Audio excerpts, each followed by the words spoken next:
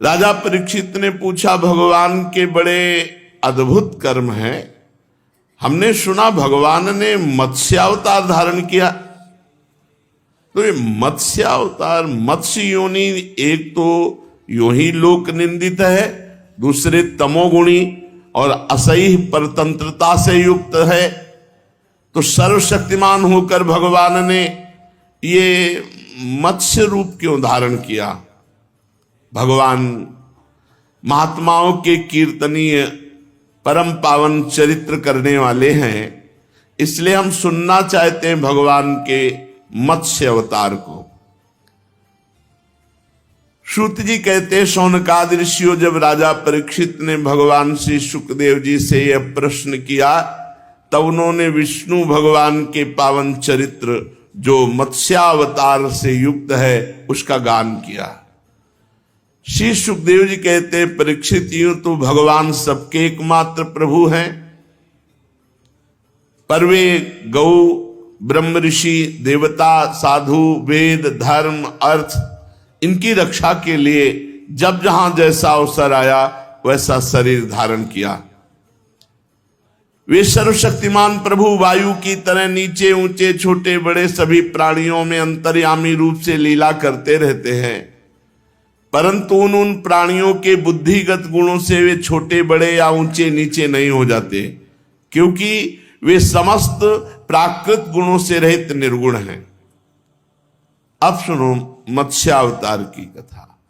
पिछले कल्प के अंत में ब्रह्मा जी के सो जाने के कारण ब्राह्म नामक नैमित्तिक प्रलय हुआ था। उस समय भूरलोक आदि सारे लोग समुद्र में डूब गए थे। प्रलय काल आ जाने के कारण ब्रह्मा जी को नींद आ रही थी, वो सोना चाहते थे। उसी समय वेद उनके मुख से निकल पड़े और उनके पास ही रहने वाले हयग्रीव नामक बलि दैत्य ने योग बल से चुरा लिया। सर्वशक्तिमान भगवान श्री हरि ने दानवराज हयग्रीव की चेष्टा जान ली, इसीलिए उनको मत्स्यावतार धारण करना पड़ा। उसी समय सत्यव्रत नाम के एक बड़े उदार एवं भगवत परायण राजर्षि केवल जल पी करके भगवान का मंत्र जपते हुए तपस्या कर रहे थे।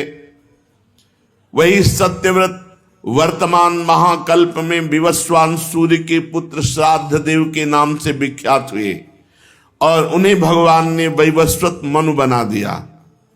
एक दिन राजर्षि कृतमाला नदी के जल में तर्पण कर रहे थे, तो उनकी अंजलि में एक छोटी सी मछली आ गई। अंजलि में सत्यव्रत जी ने देखा कि अंजलि में मछली आ गई, तो ऐसे नदी में छोड़ दिया। तो आवाज आई, बड़े करुणामय हो, बड़े दयालु हो राजन सत्यव्रत, और आप जानते हैं कि यहां बड़ी बड़ी मछलियां मुझे खा जाएंगी, मुझे बहुत डर लग रहा है, इसलिए तो मैं आपकी अंजलि में आई थी और आपने मुझे फिर नदी में छोड़ दिया। अब मैं आपकी शरण में हूं तो आपको रक्षा करनी चाहिए। उनको पता नहीं था कि ये आवाज किनकी है। उन्होंने तुरंत मछली को फिर हाथ में उठा लिया और कहा, निर्भय हो जाओ, अब नदी में नहीं डालेंगे तुम्हें और तुम्हें कोई नहीं खाएगा, डरो मत। सत्यव्रत ने अपने कमंडल में रख लिया मछली को, आश्रम पर ले आए। आश्रम में लाने के बाद रात में ही देखा कि मछली सुरक्षित है कमंडल में। तो आवाज आई, महाराज मैं इस कमंडल में बहुत कष्टपूर्ण हूं, मुझे कोई बड़ा स्थान चाहिए। देखा तो मछली कमंडल में पूरी भरी हुई, इतनी बढ़ गई रात में, कहां सुखपूर्वक रख सकता हूं। सत्यव्रत ने मछली को कमंडल से निकालकर एक बहुत बड़े मटके पे रख दिया। अभी 2 ही घड़ी व्यतीत हुआ, फिर आवाज आई, महाराज मैं इस घड़े पर सुखपूर्वक नहीं रह सकती, देखो ना मैं अब बड़ी हो गई। सत्यव्रत ने देखा कि मटका भी छोटा पड़ रहा है, इतनी मछली बड़ी हो गई, कहां सुखपूर्वक इनको रख सकें। और ये बार बार कहते हैं कि मैं तुम्हारी शरण में हूं। सत्यव्रत ने वहां से मछली को उठाकर एक बहुत बड़े सरोवर में डाल दिया। थोड़ी ही देर हुई, आवाज आई, महाराज ये सरोवर बहुत छोटा है, मैं बहुत विशाल का शरीर वाली हूं। देखा तो पूरे सरोवर में मछली पूरा बड़ा, बस। राजा ने कहा ये अभी इतनी बड़ी तो हमारे हाथ में आई थी, कमंडल छोटा पड़ गया, मटका छोटा पड़ गया, सरोवर। राजन मैं आपकी शरण में हूं, जलचर प्राणी हूं, सरोवर का जल मेरे लिए सुखपूर्वक रहने का स्थान नहीं। अब वो अटूट जल वाले बहुत बड़े सरोवर में ले गए। जे भी छोड़ा ते ही विशाल का स्वरूप। फिर महाराज ये भी छोटा पड़ गया, अब हमारे लिए स्थान खोजो। तो उनका समुद्र ही बचा। तो बोले वहां बड़े बड़े मगरमच्छ खा जाएंगे। बोले अब हमको भ्रमित मत करो, इतने में तो इतना बड़ा स्वरूप तो आपने धारण कर लिया, अब समुद्र के सिवा कुछ बचा ले और समुद्र में ले जा रहे तो कह रहे हो मुझे डर लग रहा है। तुम कौन हो मत्स्य का रूप धारण करने वाले, और मुझे क्यों मोहित कर रहे हो? एक दिन में 400 कोस विस्तार का सरोवर घेर लिया। आज तक ऐसी मछली तो हमने देखी नहीं, 400 कोस का। ना मैंने सुना है ना मैंने पढ़ा है कहीं। आप सुना पढ़ा देखे से भी अलग हो कोई? कौन हो आप? आप अनुग्रह करके, कृपा करके आप अपना परिचय दीजिए। तब देखा कि श्याम वर्ण भगवान मत्स्य रूप में झलक रहे।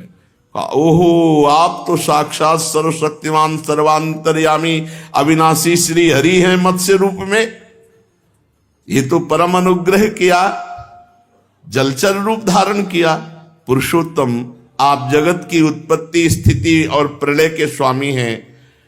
आपको मैं नमस्कार करता हूं। हम आपके शरणागत भक्त हैं, आपके आश्रित हैं। आपके सभी लीलावतार प्राणियों के अभ्युदय के लिए हैं। पर मैं जानना चाहता हूं कि इस समय प्रभु ने ये मत्स्यावतार क्यों धारण किया है? इसका क्या कारण हो सकता है? परीक्षित, भगवान अपने अनन्य प्रेमी भक्तों पर अत्यंत कृपा करते हैं।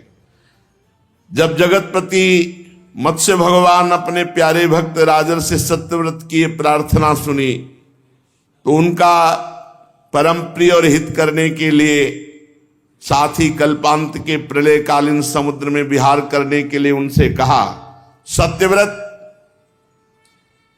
आज के 7वें दिन प्रलयंकारी जल पूरे ब्रह्मांड को डुबो देगा। उस समय तीनों लोग प्रलयकालीन जल में जब डूबने लगेंगे तो तुम घबराना नहीं मेरे भक्त हो, केवल तुम ही बचोगे। तुम्हारे पास मेरी प्रेरणा से एक नौका आएगी और तुम समस्त प्राणियों के सूक्ष्म शरीर को लेकर सप्तऋषियों के साथ उस नौका पर चढ़ जाना और कुछ जौ धान्य आदि अनेक प्रकार के बीज ये सब उस नौका पे रख लेना। एकमात्र पूरे त्रिभुवन में महासागर जल ही केवल होगा और कुछ नहीं, कोई प्रकाश नहीं होगा। केवल ऋषियों की दिव्य ज्योति के सहारे किसी प्रकार की विकलता तुम में नहीं होनी चाहिए, भय नहीं होना चाहिए, संशय नहीं होना चाहिए। तुम नाव पर चढ़कर बैठ जाना। जे ही नाव तुम्हारी डगमगाएगी उसी समय मैं इस रूप में आऊंगा, मत्स्य रूप में, और वासुकी नाग तुम्हारी नाव को हमारे सींग से बांध देंगे। बस जब तक ये प्रलयंकारी रात रहेगी ब्रह्मा जी की, तब तक मैं तुम्हें इसी जल में खींचता हुआ विचरण करता रहूंगा। तुम्हारी नौका डूबेगी नहीं, डरना मत। उस समय जब तुम मेरे से प्रश्न करोगे तो मैं तुम्हें ज्ञान का उपदेश करूंगा। मेरे वास्तविक महिमा परब्रह्म जो मेरा स्वरूप है उसे जब तुम ठीक ठीक जान जाओगे तो तुम्हें कोई भय नहीं रहेगा, कोई शंका नहीं रहेगी। ऐसा सत्यव्रत को आदेश करके भगवान अंतर्धान हो गए। राजा सत्यव्रत उसी समय से प्रतीक्षा करने लगे भगवान की, और भगवान मत्स्य का चिंतन करने लगे। 7 दिन व्यतीत होने में देर नहीं लगी। उसी समय देखा भयंकर समुद्र अपनी मर्यादा छोड़ करके चारों तरफ से पृथ्वी को डुबोने लगा। सारी पृथ्वी डूब गई, अन्य लोग भी डूब रहे हैं। राजा ने भगवान का स्मरण किया तो देखा नाव आ गई।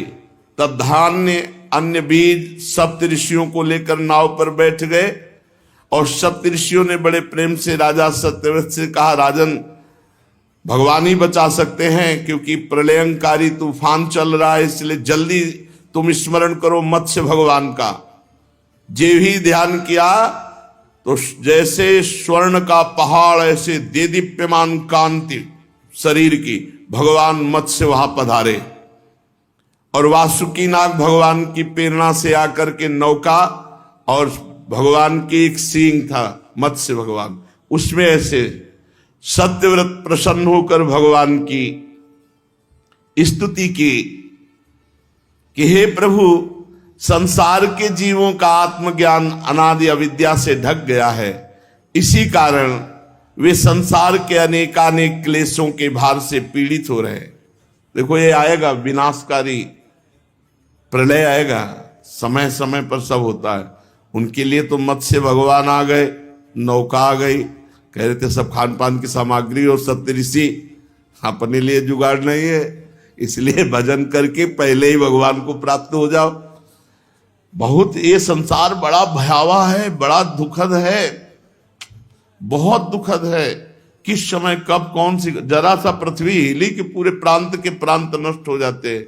जरा सा जल अपने शासन से ऊपर उठा कि प्रांत के प्रांत को डुबो देता है। इसलिए मृत्यु के पहले भगवत प्राप्ति कर लो, खूब नाम जप कर लो।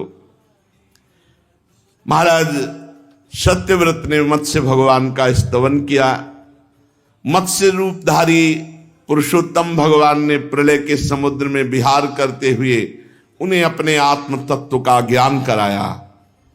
जे भी राजर्षि सत्यव्रत को ब्रह्मबोध हुआ, कृतकृत्य हो गए। ये अपने स्वरूप का बोध होते ही कृतकृत्य हो जाते। जो उपदेश किया मत्स्य भगवान ने, उसे मत्स्य पुराण कहते हैं। सत्यव्रत ने ऋषियों के साथ नाव में बैठे हुए सनातन ब्रह्म स्वरूप आत्म तत्व का बोध प्राप्त किया। और जब ब्रह्मा जी की नींद टूटी, तब भगवान ने हयग्रीव असुर को मारकर उससे वेद छीनकर ब्रह्मा जी को दिए। भगवान की कृपा से राजा सत्यव्रत ज्ञान विज्ञान से संयुक्त होकर इस कल्प में वैवस्वत मन हुए। अपनी योग माया से मत्स्य रूप धारण करने वाले भगवान और राजर्षि सत्यव्रत का ये जो श्रेष्ठ संवाद सुनेगा, वो समस्त दोषों से मुक्त हो जाएगा। जो भगवान के मत्स्यावतार का प्रतिदिन कीर्तन करेगा, वो संकल्प सिद्ध हो जाएगा और उसे परम गति की प्राप्ति होगी। प्रलयकालीन समुद्र में जब ब्रह्मा जी सो गए तो उनकी सृष्टि शक्ति लुप्त हो चुकी थी। उस समय उनके मुख से निकली हुई श्रुतियों को चुराकर हयग्रीव दैत्य पाताल ले गया था। भगवान ने वे श्रुतियां ब्रह्मा जी को लौटा दी एवं सप्तऋषि और सत्यव्रत को ब्रह्म तत्व का उपदेश किया। समस्त जगत के परम कल्याण में लीला मत्स्यावतार भगवान को नमस्कार है।